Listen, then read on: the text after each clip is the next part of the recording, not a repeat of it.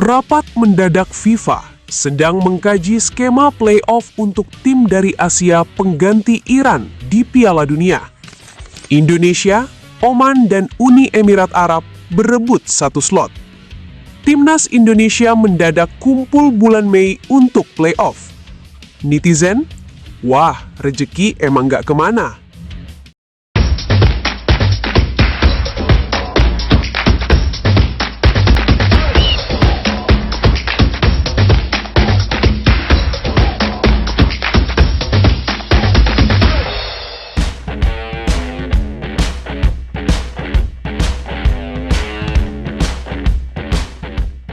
Gak banyak yang sadar, tapi apa yang lagi terjadi ini sebenarnya bukan cerita sepak bola biasa.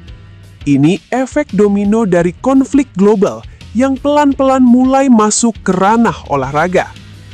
Nama timnas Iran yang harusnya udah aman sebagai peserta Piala Dunia sekarang justru jadi tanda tanya besar.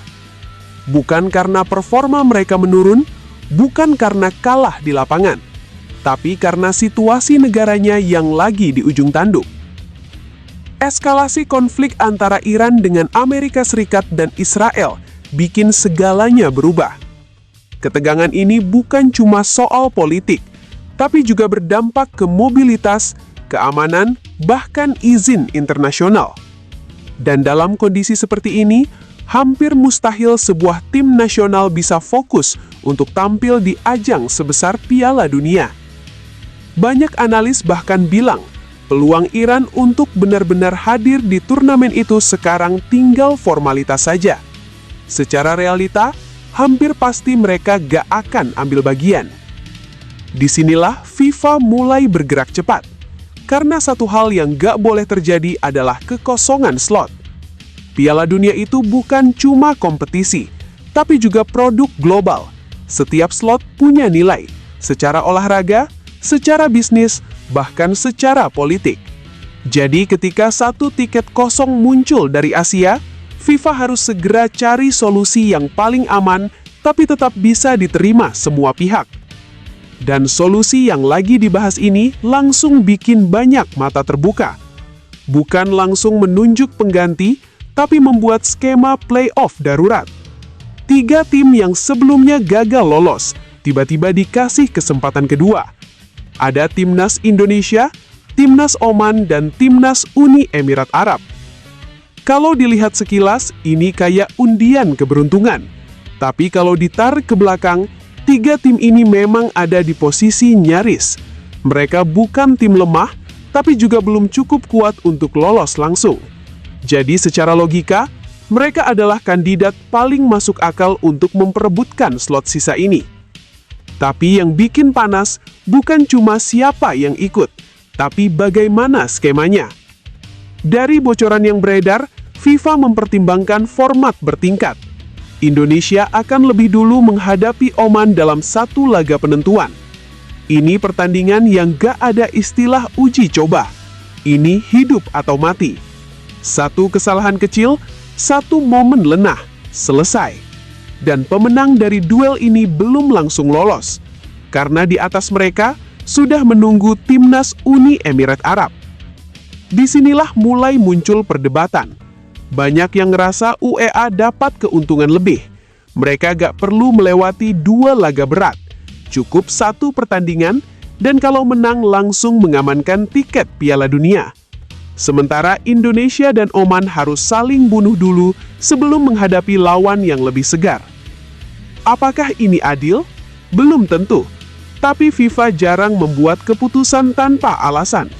Bisa jadi ini berdasarkan ranking, performa terakhir, atau bahkan kesiapan infrastruktur dan logistik. Hal-hal yang jarang dibahas publik, tapi sangat menentukan di balik layar. Dan di tengah semua spekulasi ini, satu kabar justru bikin semuanya terasa nyata. Timnas Indonesia dikabarkan akan menggelar pemusatan latihan mendadak di bulan Mei. Ini bukan sekedar antisipasi.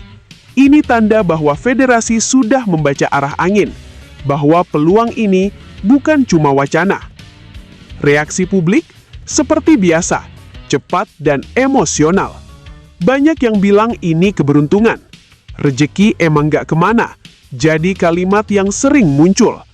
Tapi di balik itu ada juga yang mulai realistis, karena kesempatan ini datang tanpa peringatan, dan kalau gak siap, ya percuma.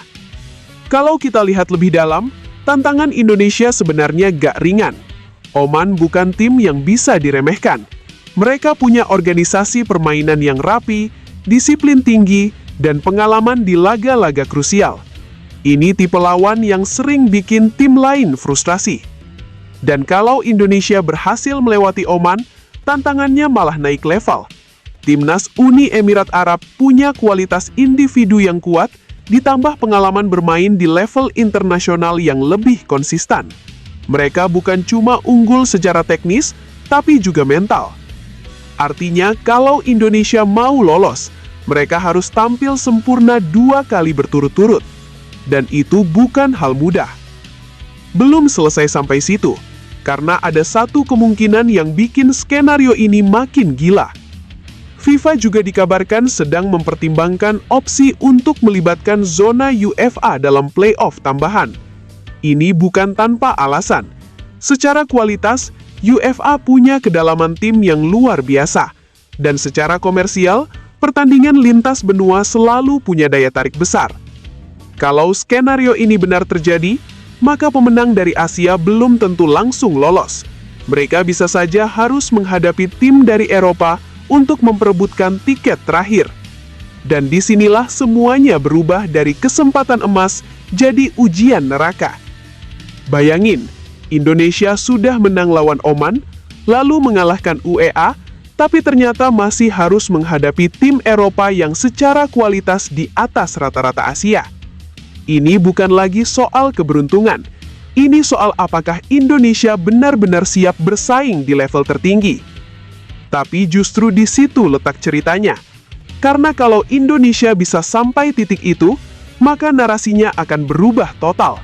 Dari tim yang kebetulan dapat kesempatan, jadi tim yang benar-benar pantas ada di Piala Dunia.